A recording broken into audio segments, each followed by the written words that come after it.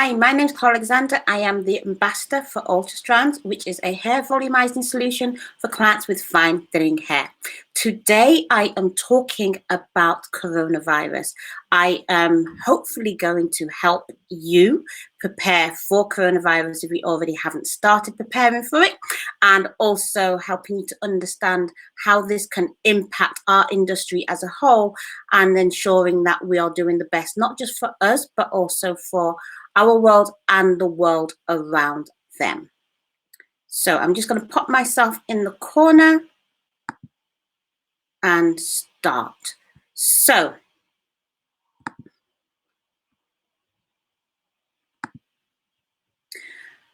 most of you already know that coronavirus is a highly infectious airborne respiratory disease that is impacting the world in 2020. So it is impacting our world now. It started from China and it's fastly become the topic of conversation around the world for everybody because it is impacting all of us one way or another. Now, every country is deciding on the methods and the measures best for them, but I think that everything from a country level will filter down, but we also have a responsibility for ourselves to make sure that we are making the process a lot more smoother for us, our world, and the people around our world as well. So essentially, it's like anything that we do has an impact on others. So we have ourselves and we can only impact what we do. So whatever we do, we got to understand that has an impact on somebody else. So what we do has an impact on our world, and what they do has an impact on their world, and what their world does could have an impact on us. So it's not a linear situation, it's a cyclical situation. So basically it's something that keeps going around in cycles, and sometimes what we do might impact somebody else for the better or for the worse. What they do might impact somebody else for the better, for the worse, but also something that we haven't done, we can have an impact from someone else. So the best method of us trying to make sure that we can impact people positively as opposed to negatively is making sure that we can do the best that we can do. So the first thing that we need to look at is prevention. Then the second thing that we need to look at is speculation, and the third is accumulation. So I'm going to talk about these three things today. I'm going to first of all talk about how we can prevent stuff, and then how we should speculate, and then thirdly, how we should accumulate in this period of time.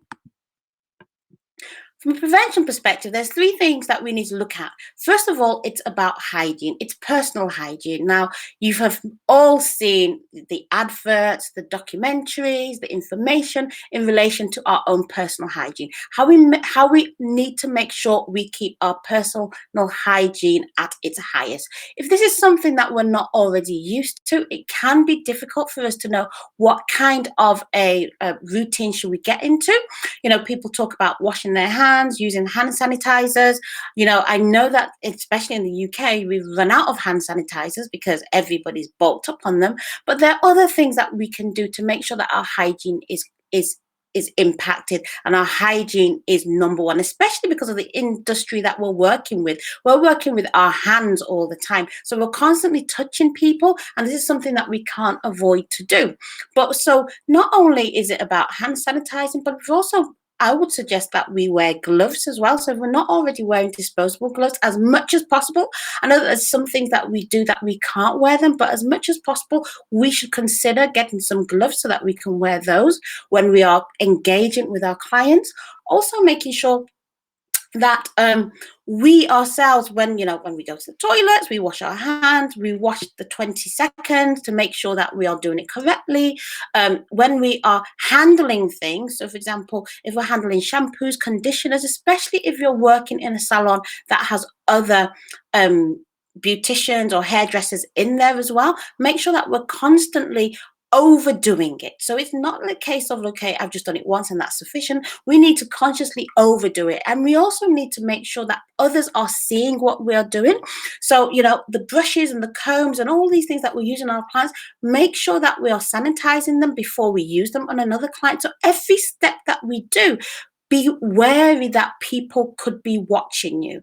And it may not be an issue at that point in time, but fast forward a week or 2 weeks down the road, when somebody says, well, I went to a specific hairdresser, you could be impacted. Or I went to do my eyebrows, or or somebody did my makeup, all of those things. So we need to make sure that the hygiene that we are putting in place is not just for us, but also demonstrated for other people to see. I don't have comments in relation to masks, but if you are very close up to somebody and you're constantly talking to them whilst you're close up to them, I would suggest that you do wear a mask.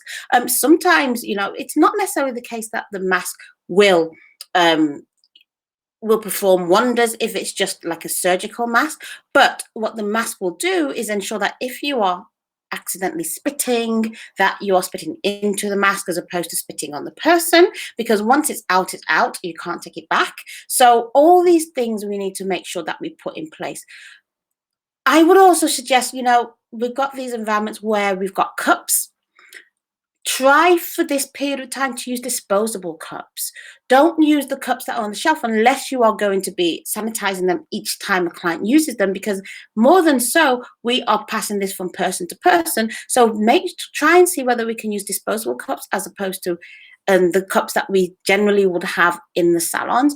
And the same thing, if you are giving people snacks, biscuits, have the individually wrapped one so that, they have their own biscuit as opposed to something that is from a tin where people are putting their hands in on a continuous basis. We just need to really think about these things, making sure that anything that can be touched is sanitized in one way or another. And if it cannot be sanitized, then remove them. So for example, if you've got magazines, everybody touches magazines. If you've got magazines, you might want to put a hand sanitizer before in front of it and just say, sanitize before you pick, something along those lines, or get rid of the magazines.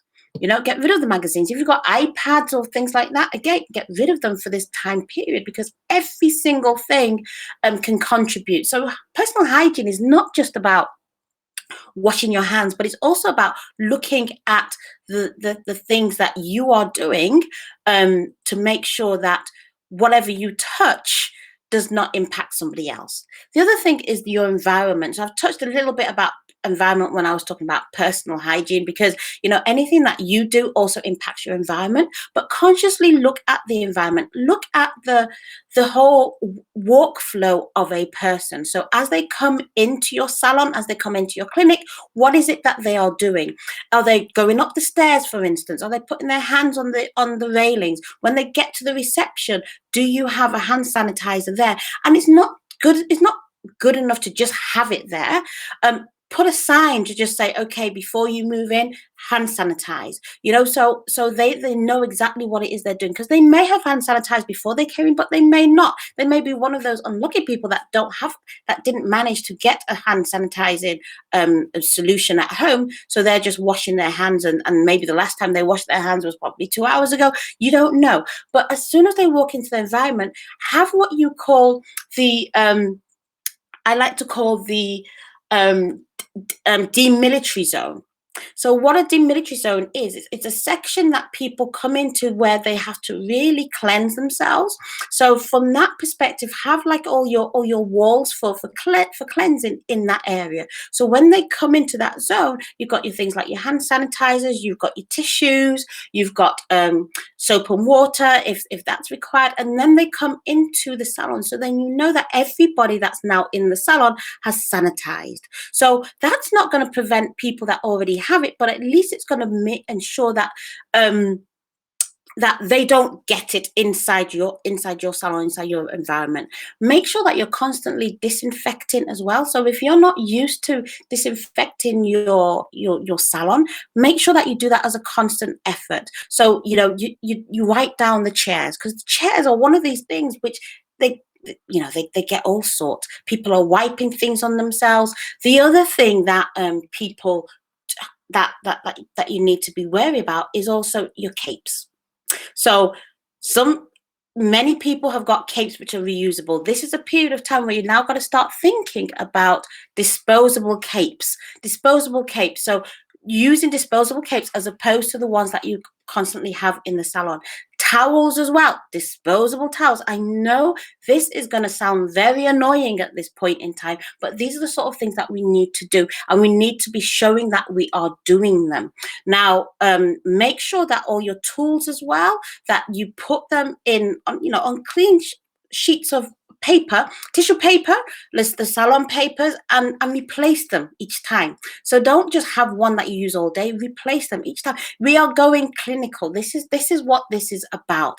You need to now have an environment that looks clinical. It has to look clinical. If it doesn't look clinical, then you've got the potential for it to be harboring stuff. And this is one thing that you do not want to have. So make sure you look at the environment, have that zone that people come into first, where they're essentially cleansing themselves. And after that point, then they now come into the salon. And again, on their way out, cleanse themselves as they go out as well. So you should have these things in place. Now, once these things have been put in place, then communicate, because what you don't want to have is a situation where someone's coming into your salon and it's all changed and they were not aware of it. So communicate what these changes are going to be. So if you're wearing gloves, communicate that we will now be wearing gloves. Communicate that they need to hand sanitize before they come in. Also communicate if they're not feeling well, what they can do. Every single country now has got information on what to do if you feel ill. So, for example, in the UK, if you feel ill, the communication has been that you stay at home and you call 111. So and literally from 111, they will then say what the next sequence is. One thing that I would suggest that you do is make sure that you tell your clients what they can do if they feel ill. So one of the things that you want to prevent them from doing is coming into your salon, coming into your clinic, because again, if they feel ill and they're coughing over you, it's already too late. Because if you're sending them home at that point, it's already too late. So really, you need to make sure that if once you've got the communication or the appointment reminder, you can put it there. So in your appointment reminder, put a little note to say, if you are not feeling well at this time, if you're finding that you've got, flu-like symptoms, then do these 3 things. First of all, contact 111 just to make sure you haven't got the coronavirus. And second of all, reschedule your appointment. And I know this is probably not what anybody wants to hear, but you'd rather that client not come than it have a snowball effect on your entire business where you can't see any clients. So communication is key. So first of all, your personal hygiene, then it's the environment, making sure that you've got the delimitary zone there and making sure that people walk in from the area of possible infection to no infection, and also on the way out, and then communicate that these changes are being done. And I'm going to assure you that when clients get this communication, they feel a lot safer as well, because they know that you are caring about them and you're taking them into consideration. The next thing that you want to do is speculate. Now, speculation is not about going overboard, but speculation is about thinking, what would you do if this happens to you? So in the event that you have the coronavirus, what would you do? What would you need to do? What's your world going to look like? So how is it going to impact you? How is it going to impact your family? How is it going to impact your clients? And how is it going to impact the community? And then you go down the line. So what if somebody in your family gets it? How is it going to impact you? How is it going to impact your clients? And how is it going to impact your community? If someone from your client gets it, one of your clients gets it, how is that going to impact you? How is it going to impact your family? And how is it going to impact your community? And then if somebody from your community gets it, how is that going to impact your clients? How is it going to impact your family? And how is it going to impact you? So these are the things that you need to be thinking about. So there's a whole load of things. So it's not, like I said, linear. This is cyclical. So when something, for example, if you get the coronavirus, or you don't, not necessarily you get it, but you have a flu-like symptom. Say if you've got a flu-like symptom and then you contact the emergency number line, whatever that is in your country, 111 for the UK, you contact 111, and then they automatically say, well, you have got to stay at home. What would that mean for you? What would that mean for your family? What would that mean for your clients? And also, what would that mean for your community? So, your community can also be things like, school. It could be the kids' clubs. It could be all of those kind of things. It could also be just something that you do on a voluntary basis. So, that's also outside of your family circle. And so what's that going to mean? Once you can speculate what it's going to mean, then it's going to help you to determine what you are going to do. So because if you're not speculating at this point, what's going to happen is you're going to panic. And there's a lot of people panicking right now. And what we're trying to do is ensure that you don't have to panic. Literally, because you've already thought about it, you've already put certain things in place, you've already considered what the impact's going to be, and you're preparing for that impact. And this is what you need to be doing now. And I'm not saying like go crazy about it at this stage, but start to think on your way home, when you're driving in your car, when you're in the shower, start thinking about, okay, so because what's that going to be for a family? Because there's going to be little things that's going to drop into your mind. And what I would suggest that you do is you have a pen and a notepad, a notepad and pen, and start to write these things down. So because there are things that you may not even think about. So for example, like I said, if a member of your family suddenly has it, that also is going to impact you. And if it impacts you, it's probably going to impact your clients, because it's going to mean you can't go to the salon. And if you can't go to the salon, maybe you have other people working for you.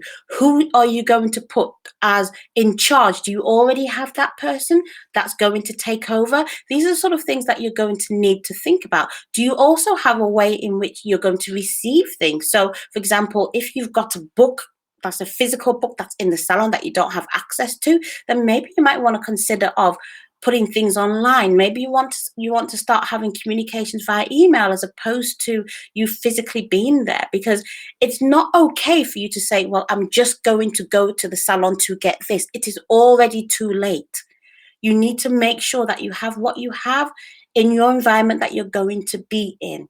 If something happens also to your client, say for instance, you've got the call, you've booked out your day, and you've suddenly got the call and your client has says, I can't come in because I've been impacted. Now, you may just think it's a loss of that particular client for that period, but you've got to think, when last did that client come in?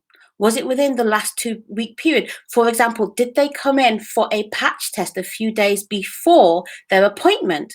Because when they did, you need to start looking at what other clients did you see in that period of time. So you need to make sure that you have a list of everybody that comes in and comes out, and you know exactly what dates are, because you are going to have to possibly start communicating with these clients to contact them to let them know that they need to go in and check themselves to make sure that they have not caught it as in your salon. So all of these things are the things that you need to be thinking about. And the more you start to think, the more information is going to come out, and the more that you're going to write in your book. And as you start to write in your book, then you now need to start to accumulate an action. So the third thing that you need to look at is accumulate. So what do you need? Get what you need.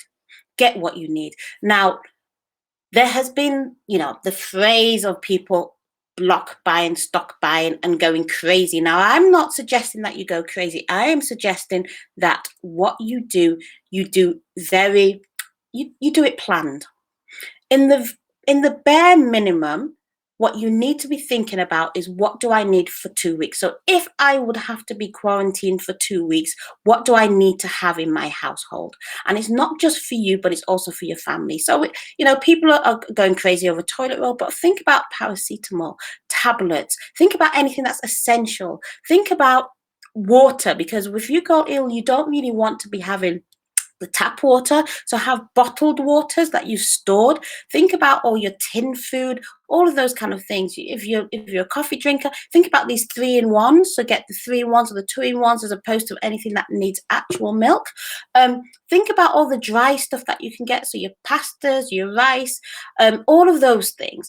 Think about your deodorants. Think about anything that you would really need to help to keep you going. Your bottles of wine, you might still want to have like, a couple of glasses and now and again, especially if you've got kids and you're thinking, I need a release. Because remember, you are now going to be cooped up in an environment which may suddenly seem too small for you because you're there day in, day out. Make sure you economize as well. So I would suggest that we start to economize from now so that we are used to it. So, and the things that you economize on are the most essential things. So like, rather than like, if you're a household that just generally puts your tissue paper out there so that anyone can use as much, I would reduce it. Just put one out at a time. Don't put them all out, because there is a lot of waste that you find in your household.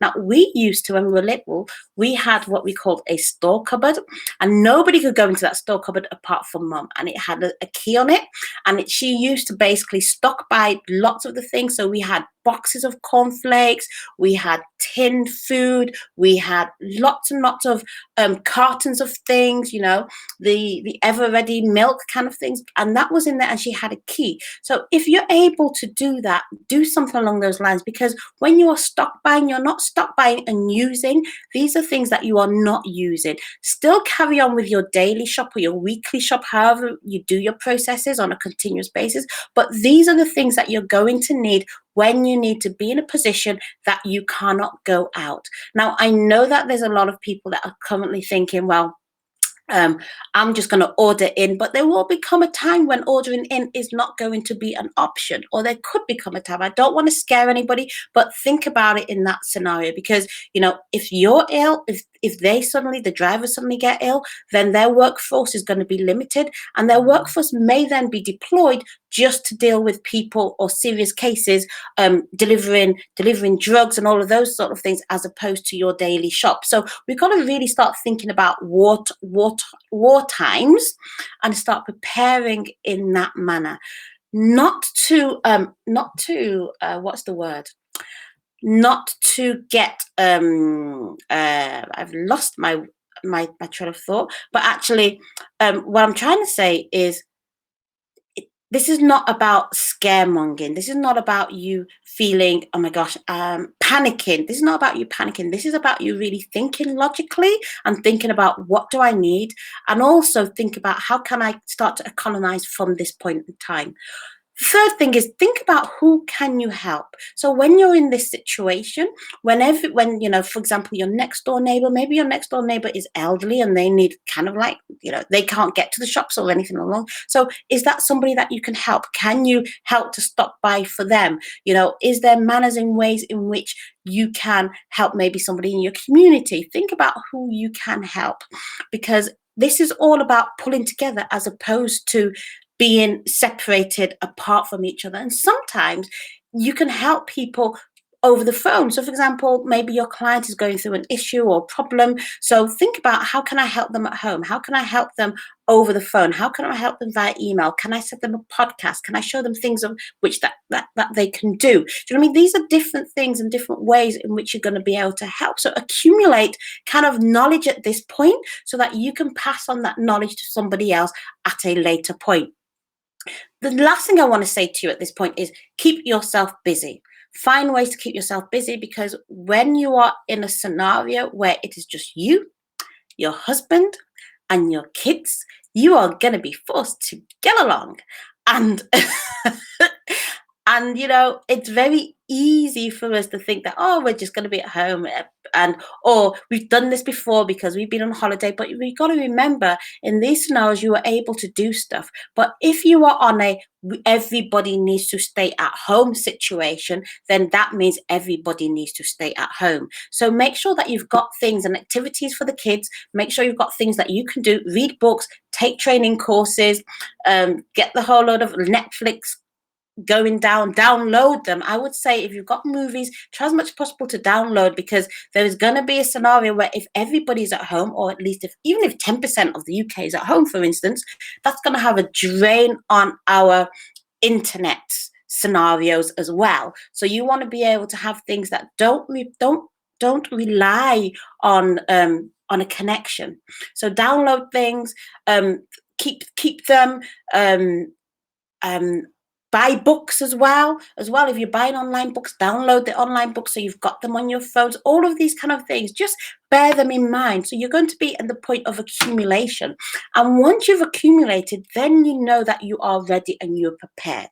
Now I am going to start talking a lot about this, and as we go through the whole process, gear you up as well. So this is just the beginning. This is just the first um, um, presentation that I am introducing to you. But if you are interested in this and you want to know more about how you can prepare yourself in this period, then just tune in, stay in touch, subscribe to my YouTube channel, Clara Alexander TV, or just watch out for the updates that I have in Facebook. So take care, everybody, and keep yourself keep yourself safe, and hygiene at this point in time is key. Take care. Bye bye.